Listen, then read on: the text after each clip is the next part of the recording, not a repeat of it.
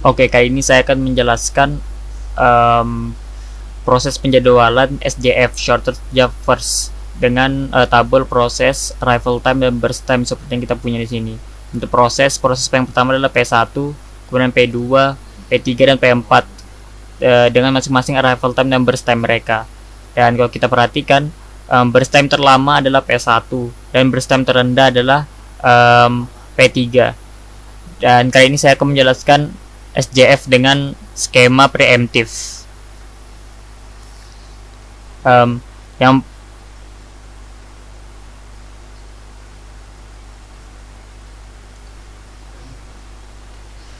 proses yang paling pertama tiba adalah P1, jadi tidak memiliki waktu menunggu, yaitu 0.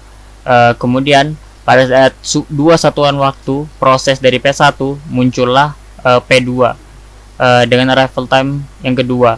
Jadi karena dia memiliki burst time lebih rendah dibandingkan P1, dia proses P1 harus ditunda terlebih dahulu. Kemudian setelah 2 satuan waktu P2 dilaksanakan, 2, 3 dan 4 muncullah P3 dengan arrival time yang lebih rendah lagi, yaitu 1. Maka P3 harus dilaksanakan terlebih dahulu karena memiliki burst time lebih rendah. Kemudian 4 dan 5 hanya membutuhkan satuan waktu, dilanjutkan dengan sisa dari proses yang ada, yaitu P2, P4 dan P1. Dan pada P2 dengan sisa burst time 2 dan P4 yang akan datang setelah P3 tadi memiliki burst time 4, sedangkan P1 dengan sisa burst time 5 merupakan burst time terbesar bandingkan 2, 4 dan 1.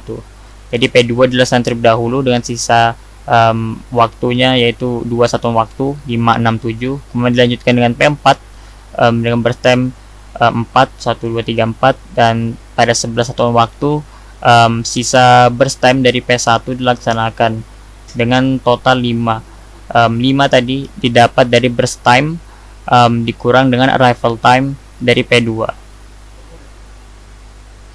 Kemudian kita akan menghitung AWT, yaitu average waiting time dari masing-masing proses. Yang pertama adalah P1. Kalau kita lihat arrival time-nya, waktu menunggu prosesnya dari P1 adalah 11, dan 11 dikurang dengan arrival time dari P2 yaitu arrival time dari P2 yaitu 9. Selanjutnya kita akan menghitung average waiting time AWT dari masing-masing proses P1, P2, P3, P4. P1 memiliki waktu proses yaitu 11, waktu menunggunya 11 dari waktu proses pada P2 yaitu arrival dari P2 yaitu 2. Jadi 11 kurang 2 sama dengan 9. Sedangkan pada P2 memiliki waktu proses ke-5 untuk mengakhirinya, waktu menunggu jadi 5.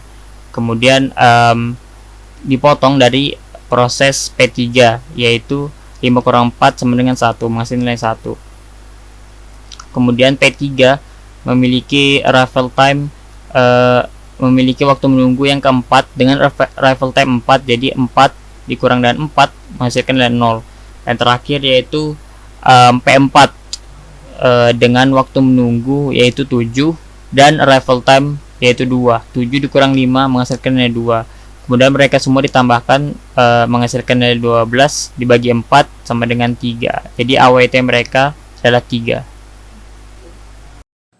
Jadi salah satu contoh SJF atau short job first dalam kehidupan sehari-hari, misal ketika kita sedang di bengkel ingin memperbaiki salah satu kerusakan yang ada di bagian motor yang mungkin memakan waktu cukup lama.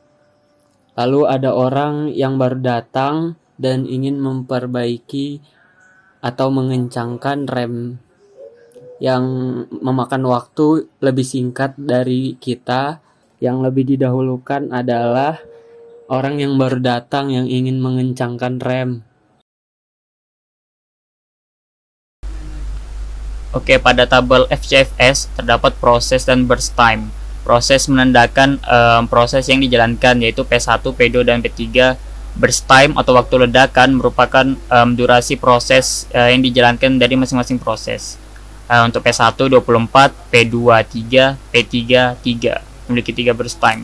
Dan yang proses paling lama adalah P1 yaitu 24. Dan kalau kita lihat pada tabel ini Gantt chart, kalian lihat pada proses 1 membutuhkan waktu 24 dengan waiting time 0 karena dia yang paling pertama, jadi tidak perlu menunggu untuk eksekusi 0 sampai 24. Kemudian untuk P2 dimulai dari 24, jadi waiting time-nya 24. Kemudian 3 karena burst time dari P2 yaitu 3, jadi 24 tambah 3 sama dengan 27. Dan berakhir dengan akhir proses yaitu burst time dari P3, 27 tambah 3 sama dengan 30. Seperti yang kalian lihat di sini, waiting time for P1 sama dengan 0 karena dia yang pertama, tidak perlu waiting time. P2 sama dengan 24 karena P2 harus menunggu selesainya proses dari P1 yaitu 24.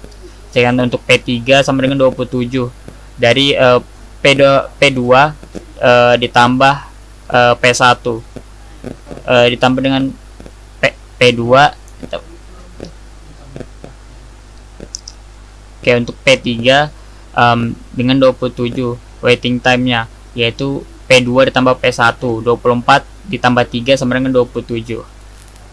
Jadi ya 0, 24 dan 27 untuk masing-masing proses. Kemudian average waiting time yaitu rata-rata dari waiting time yang ada, yaitu 0 ditambah 24 dari P2 ditambah 27 dari P3. Kemudian ditambah semua menghasilkan nilai 51 dibagi 3 sama dengan 17. Kalau kalian perhatikan FCFS dia tidak mementingkan sama sekali jika P1, P2 atau P3 memiliki waktu yang lebih lama dibandingkan yang lainnya. Karena first come adalah P1 dengan waktu yang lebih lama akan dilayani terlebih dahulu, first serve. Kemudian P2 meskipun waktunya lebih sedikit dibandingkan P1, dia tetap akan dilayani kedua. Jadi dengan P3 akan dilayani yang ketiga tanpa diubah sama sekali. Karena yang pendatang pertama adalah P1, kemudian P2 dan P3. Jadi ya tanpa toleransi sama sekali waktu yang dibutuhkan untuk masing-masing proses, entah lebih kecil atau lebih besar, dia yang datang pertama, dia yang akan dilayani paling pertama.